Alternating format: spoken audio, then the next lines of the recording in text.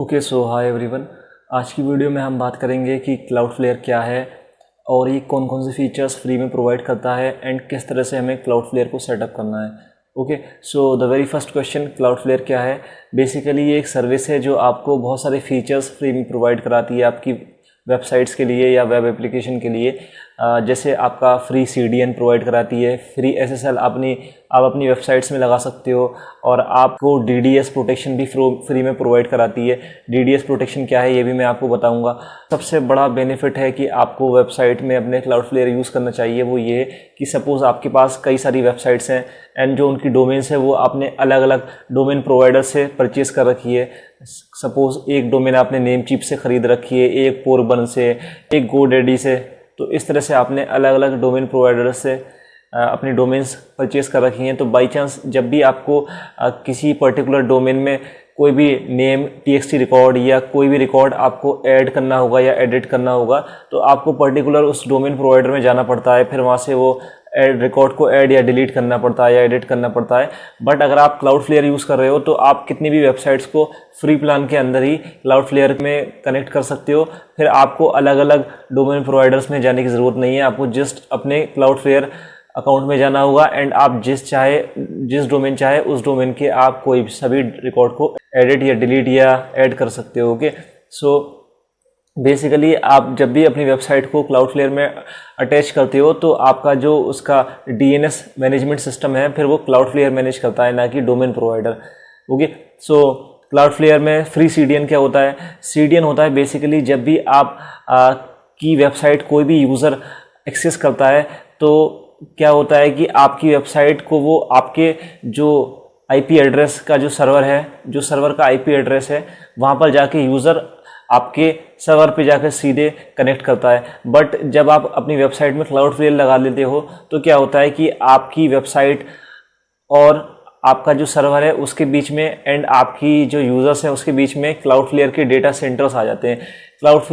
Cloudflare की काफ़ी सारी जगह पूरे वर्ल्ड में डेटा सेंटर्स हैं। US में, कनाडा में, इंडिया में डिफरेंट लोकेशंस पे क्लाउडफ्लेयर के डेटा सेंटर्स हैं। तो जो भी यूज़र, सपोज आपका कोई यूज़र इंडिया से वेबसाइट को एक्सेस करता है तो इंडिया वाले डेटा सेंटर पे आपकी जो वेबसाइट है उसकी एक कॉपी बन जाती है एंड यूज़र सीधे इंडिया वाले डेटा सेंटर से क्लाउडफ्लेयर यूज़र को आपकी वेबसाइट प्रोवाइड करा देता है। सो आपकी वेबसाइट की एक तरह की कैशिंग हो जाती है एंड यूज़र को आपकी कैश्ड वेबसाइट मिलती है। तो इससे वेबसाइट का लोडिंग टाइम वो काफ़ी रिड्यूस हो जाता है और आपकी वेबसाइट की परफॉर्मेंस फास्ट होती है।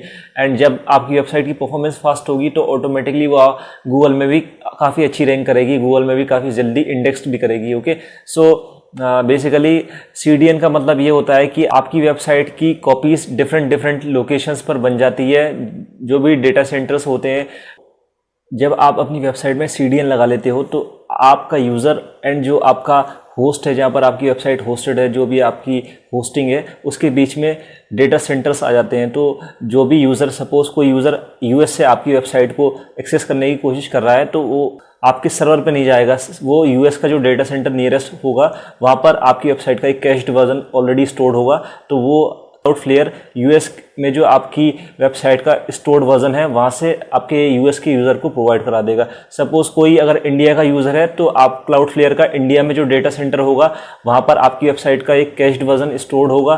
तो जो क्लाउडफ्लेयर होगा वो आपके यूज़र को इंडिया में जो क्लाउडफ्लेयर का जो डेटा सेंटर है जो इंडिया में है वहाँ पे जो वेबसाइट का कैश्ड वर्जन स्टोर्ड है वहाँ से क्लाउडफ्लेयर आपके इंडिया वाले यूज़र को आपकी वेबसाइट की कॉपी प्रोवाइड करा देगा। ओके सो इस तरह से अभी नियरेस्ट लोकेशन पर आपकी वेबसाइट का कैश्ड वर्जन होता है यूज़र के लिए, वहाँ से आपकी वेबसाइट यूज़र को प्रोवाइड करा दी जाती है थ्रू क्लाउडफ्लेयर। सो इस तरह से जो CDN है वो वर्क करता है क्लाउडफ्लेयर का।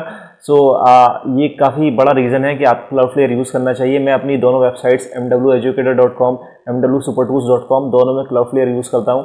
So before starting this video, I would like to say if you are new to this channel, so please don't forget to subscribe our YouTube channel to motivate us for making more and more such content for you. And अगर आप already हमारे subscriber हो तो please like this video and share among your friends to motivate us for making more and more useful and informative content for you. Okay, so let's continue. Okay, and DDoS protection क्या होता है। DDoS protection में होता है basically जब भी कोई hacker आपकी वेबसाइट को हैक करने की कोशिश करता है तो आपके जो सर्वर होता है उस पर काफ़ी सारी रिक्वेस्ट भेजी जाती हैं, तो आपका सर्वर उन रिक्वेस्ट को रिस्पॉन्स करने में बिजी हो जाता है एंड इसी बीच जो आपके जेन्युइन यूज़र्स होते हैं उनको आपकी वेबसाइट एक्सेस नहीं करने को मिलती। तो इस तरह से आपके यूज़र्स लॉस होते हैं, आपका डेटा लॉस होता है, आपके ट्रैफिक लॉस होता है, तो आपका काफ़ी नुकसान होता है। डीडोस प्रोटेक्शन में क्लाउडफ्लेयर आपकी वेबसाइट पर एक जावास्क्रिप्ट का चैलेंज लगा देता है। ओके, सो क्लाउडफ्लेयर डीडोस प्रोटेक्शन को प्रिवेंट करने के लिए एक जावास्क्रिप्ट का चैलेंज लगा देता है आपकी वेबसाइट पर, तो इससे बहुत ट्रैफिक आपकी वेबसाइट को एक्सेस नहीं कर पाते हैं और जो लोग VPN लगाकर वेबसाइट को एक्सेस करने की कोशिश करते हैं उनके लिए भी काफ़ी डिफिकल्ट होता है। तो इस तरह से आपकी वेबसाइट पर डीडोस प्रोटेक्शन को प्रिवेंट किया जा सकता है अगर आप क्लाउडफ्लेयर यूज़ करते हो। ओके, सो इससे पहले वाली वीडियो में हमने देखा था कि अगर आपको TXT रिकॉर्ड या कोई सा भी रिकॉर्ड अपनी डोमेन प्रोवाइडर में ऐड करना है या एडिट करना है तो किस तरह से करना है, और डिफरेंट जो रिकॉर्ड्स होते हैं DNS रिकॉर्ड्स, उनके क्या क्या वर्क होते हैं, किस तरह से वो काम करते हैं। तो अगर आपको जानना है कि DNS रिकॉर्ड्स किस तरह से वर्क करते हैं एंड किस DNS रिकॉर्ड की क्या फंक्शन होता है, तो उसकी वीडियो आपको आई बटन में मिल जाएगी। ओके, सो इस वीडियो को हम स्टार्ट करते हैं। सबसे पहले कि देखते हैं कि क्लाउडफ्लेयर को अपनी वेबसाइट में कैसे अटैच करना है, किस तरह से सेटअप करना है, एंड उसी बीच में जो छोटे छोटे क्वेश्चंस होंगे मैं वीडियो के बीच में ही आपको उनके आंसर्स करता चला जाऊंगा। ओके, सो अगर आपको कोई भी क्वेरी हो, कोई भी क्वेश्चन हो, तो आप MW एजुकेटर फोरम पर जाकर अपनी क्वेरीज को पोस्ट कर सकते हैं and I will be more than happy to answer all of your queries. And हमारे जो फोरम के यूजर्स हैं उनको भी अगर आपकी क्वेरी अपने फील्ड के रिलेवेंट लगेंगी तो भी वो लोग आपको ज़रूर रिप्लाई देंगे, ज़रूर रिस्पॉन्स करेंगे। Okay, so let's start this video without any delay. Okay, so Cloudflare use करने के लिए आपको गूगल पर लिखना है क्लाउडफ्लेयर, तो ये सर्च रिजल्ट आ जाएगा। आपको जस्ट पहला वाला आपको ओपन कर लेना है, तो इस तरह का क्लाउडफ्लेयर का डैशबोर्ड ओपन होगा। तो अगर आपके पास ऑलरेडी क्लाउडफ्लेयर का अकाउंट है तो आपको लॉगिन करना है, अदरवाइज आपको साइन अप पर क्लिक करना है। ओके, सो मैं इस वीडियो में आपको साइन अप करके दिखाता हूँ। ओके, सो मैंने यहाँ पर अपनी ईमेल आईडी डाल दी एंड एक स्ट्रॉन्ग सा पासवर्ड मैंने एक चूज करके यहाँ पर डाल दिया। मेक श्योर जब आप क्लाउडफ्लेयर का अकाउंट बनाओ तो ये डिटेल्स आप कहीं सेफ जगह पर नोट करके रख लो, बिकॉज इसकी आपको जब आप क्लाउडफ्लेयर के डैशबोर्ड में लॉगिन करोगे ज़रूरत पड़ेगी। ओके, सो क्रिएट अकाउंट पर आपने क्लिक किया। सो क्लाउडफ्लेयर का डैशबोर्ड बहुत सिंपल सा है। आप जैसे ही इसे ओपन करोगे तो आपका इस तरह से ओपन हो जाएगा, एंटर योर साइट।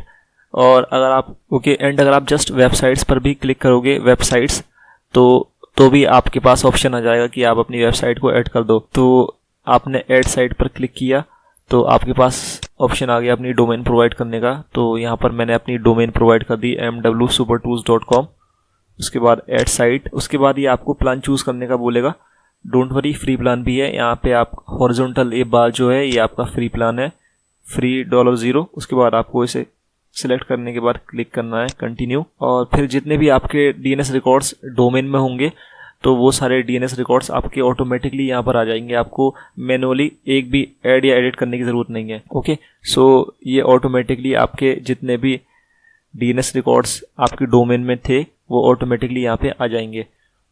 तो आपको मैनुअली कोई भी यहाँ पर ऐड करने की ज़रूरत नहीं है, आपके क्लाउडफ्लेयर में ऑटोमेटिकली यहाँ पर सारे DNS रिकॉर्ड्स आ जाएंगे। आपको नहीं पता कि DNS रिकॉर्ड्स डोमेन में कैसे ऐड करते हैं, DNS रिकॉर्ड्स किस तरह से एडिट करते हैं, किस तरह से आपको चेंज करना हो डोमेन में DNS रिकॉर्ड तो किस तरह से करते हैं, तो उसकी पूरी डिटेल्ड वीडियो आपको आई बटन में मिल जाएगी। मैंने बता रखा है कि डोमेन नेम, उस वीडियो में मैंने पूरा बता रखा है कि आपको किस तरह से अपने DNS रिकॉर्ड्स ऐड करने हैं, एडिट करने हैं, और कितने तरह के DNS रिकॉर्ड्स होते हैं और किस DNS रिकॉर्ड का क्या फंक्शन होता है। ओके, सो क्लाउडफ्लेयर को ऐड करने के बाद अपनी वेबसाइट में, अपनी डोमेन में आपको इन फ्यूचर कभी भी कोई भी रिकॉर्ड, TXT रिकॉर्ड या CNAME या ANAME रिकॉर्ड ऐड करना हो या एडिट करना हो तो आपको फिर अपनी डोमेन में जाने की ज़रूरत नहीं है, क्योंकि क्लाउडफ्लेयर ऐड करने के बाद जो भी आपके DNS मैनेजमेंट होता है वो क्लाउडफ्लेयर की तरफ से ही होता है, फिर डोमेन DNS मैनेजमेंट आपका नहीं करती। ओके, तो जो भी आपको TXT रिकॉर्ड या CNAME या ANAME या कोई सा भी MX रिकॉर्ड, कोई सा भी आपको रिकॉर्ड ऐड करना हो तो फिर आपको क्लाउडफ्लेयर में ही आकर ऐड करना होगा, एडिट करना होगा। एंड किस तरह से करना होगा, आपको जस्ट अपनी वेबसाइट पे क्लिक करना होगा, DNS जोन में जाना होगा और उसके बाद ऐड रिकॉर्ड पे क्लिक करना होगा। ओके, तो यहाँ से आप कोई भी record, A record, C record, कोई सा भी रिकॉर्ड ऐड कर सकते हैं यहाँ पर वैल्यू डाल के, और यहाँ पर जो भी उसका IPv4 एड्रेस है, अगर A रिकॉर्ड है तो TXT रिकॉर्ड है। ओके, अगर TXT रिकॉर्ड है तो यहाँ पर जस्ट नेम डालें आप वेबसाइट का, और जो भी आपकी वैल्यू है वो यहाँ डाल के सेव कर सकते हैं। ओके, तो इस तरह से TXT रिकॉर्ड काम करेंगे। ओके, उसके बाद आपको कंटिन्यू पर क्लिक करना है। ओके, अब ये आपको कहेगा कि आपके जो नेम सर्वर्स हैं उसमें इस टाइम ये वाले आपके नेम सर्वर ऐड हैं। आपका जो डोमेन नेम है, ओके, तो इसने ये बताया है इस टाइम कि जो भी आपका डोमेन है, वहाँ जिस भी आपकी डोमेन प्रोवाइडर एजेंसी में आपका डोमेन है, उसमें इस टाइम ये वाले नेम सर्वर्स हैं 2। तो आपको इन दोनों को रिमूव करके क्लाउडफ्लेयर के नेम सर्वर्स यूज़ करने हैं। ओके, तो आपको क्या करना है, यहाँ से क्लिक किया आपने, यहाँ से कॉपी किया, आप अपने डोमेन नेम में गए। ओके, आप अपने डोमेन प्रोवाइडर कंपनी में गए। मेरा इस टाइम नेम चीप है, तो मैं नेम चीप के डैशबोर्ड में गया, डोमेन लिस्ट पर मैंने क्लिक करा। डैशबोर्ड में मैं आ जाऊंगा, लॉगिन करते ही डोमेन लिस्ट में मैं क्लिक करूंगा तो उसके बाद ये डैशबोर्ड ओपन हो जाएगा। mwsupertools.com मेरी वेबसाइट, जो कि एक blogging, digital marketing tools and free SEO tools की वेबसाइट है, जहाँ पर मैं प्रीमियम टूल्स फ्री में प्रोवाइड कराता हूँ। तो यहाँ पर आपका नेम सर्वर का ऑप्शन ये रहा। आप डोमेन में जाएंगे, नेम सर्वर का ऑप्शन आ जाएगा, तो यहाँ पर आपको बेसिकली चेंजेस करने हैं। और ये और बाकी फंक्शन भी हैं। एडवांस DNS, इसकी पूरी वीडियो मैंने प्रीवियस वीडियो में बता रखी थी।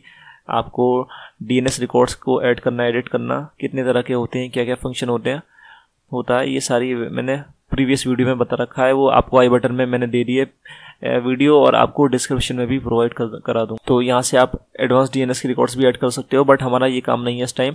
हमें जस्ट अपने नेम सर्वर चेंज करने हैं, क्योंकि हमें क्लाउडफ्लेयर यूज़ करना है। तो आप डोमेन पे आप गए, उसके बाद आपने Namecheap basic DNS use ना करके आपने कस्टम DNS यूज़ कर लिया। कस्टम DNS पे आपने क्लिक किया, एंड जो आपने यहाँ से कॉपी किया था क्लाउडफ्लेयर का नेम सर्वर, यहाँ से कॉपी किया एंड यहाँ जाके इसे पेस्ट कर दिया, Ctrl+V। ऐसे ही आपने जो दूसरा वाला नेम सर्वर है उसे कॉपी किया, क्लिक टू कॉपी, और यहाँ जाकर इसे Ctrl+V करके पेस्ट कर दिया कस्टम DNS में, और इसे राइट क्लिक पे जाकर सेव कर दिया। ओके, सो आपका ये कह रहा है कि 48 आवर्स तक ये ले लेता है, तो डोंट पैनिक। अगर आपका क्लाउडफ्लेयर की सर्विस एक्टिवेट ना हो तो ये आपकी ऑटोमेटिकली 48 आवर्स के अंदर एक्टिवेट हो जाएंगी। तो आपका डोमेन में काम खत्म हो गया। नेम चीप मेरी इस टाइम डोमेन में यूज़ कर रहा हूँ नेम चीप की, तो यहाँ से आपका काम पूरा हो गया नेम चीप का। उसके बाद आपको क्लाउडफ्लेयर में जाकर डन चेक नेम सर्वर्स पर क्लिक करना है, तो अभी ये वेरीफाई करेगा। तो क्विक स्टार्ट गाइड आई, फिर आपको गेट स्टार्टेड पर क्लिक करना है। ओके, तो ये कह रहा है कि ऑटोमेटिकली HTTPS पे रीडायरेक्ट कर दे, तो यस, मैं ये चाहता हूँ कि ऑटोमेटिकली HTTPS पे ये रीडायरेक्ट कर दे। Always use automatic HTTPS redirects, yes, मैं यही चाहता हूँ। HTTPS बेसिकली ज़्यादा सिक्योर होता है, एंड हमारा जो SSL लगता है वो भी HTTPS वर्जन पे ही लगता है, तो मैंने इसे यस कर दिया, फिर सेव कर दिया। उसके बाद कह रहा है ये मिनीफाई कर दे कि जावास्क्रिप्ट, CSS और HTML। अगर आप इसे मिनीफाई कर देंगे तो आपकी वेबसाइट जो होगी फास्टर लोड होगी, आपके जो कोड्स होंगे वो उनका फाइल साइज रिड्यूस हो जाएगा, तो ऑटोमेटिकली आपकी जो वेबसाइट होगी वो फास्टर लोड होगी। तो मैंने मिनीफाई कर दिया, एंड मैं ये रिकमेंड करता हूँ कि आप भी मिनीफाई कर दो। ब्रॉडली, यस, मैं ब्रॉडली को भी ऑन करूँगा, क्योंकि इससे भी आपकी परफॉर्मेंस अच्छी होती है। उसके बाद फिनिश पर आपने क्लिक किया। ओके, तो इसके बाद फिर आपका ये इस तरह से डैशबोर्ड ओपन हो जाएगा, जो आपको आपका ओवरव्यू देगा। तो फिर आपको क्या करना है कि सो उसके बाद आप अपनी वेबसाइट में क्लिक करोगे, तो यहाँ पर आपका जो स्टेटस है वो एक्टिव शो कर रहा है। तो इसका मतलब great news, Cloudflare is now protecting your site. तो अब हमारी जो वेबसाइट है वो प्रोटेक्ट हो रही है। ओके, तो आप और क्या क्या इसमें कर सकते हो। अगर आपको SSL लगाना है तो आप SSL TLS वाले ऑप्शन में जा सकते हो, और इस टाइम अगर आप ऑफ कर दोगे तो आपका SSL क्लाउडफ्लेयर की तरफ से ऑफ हो जाएगा।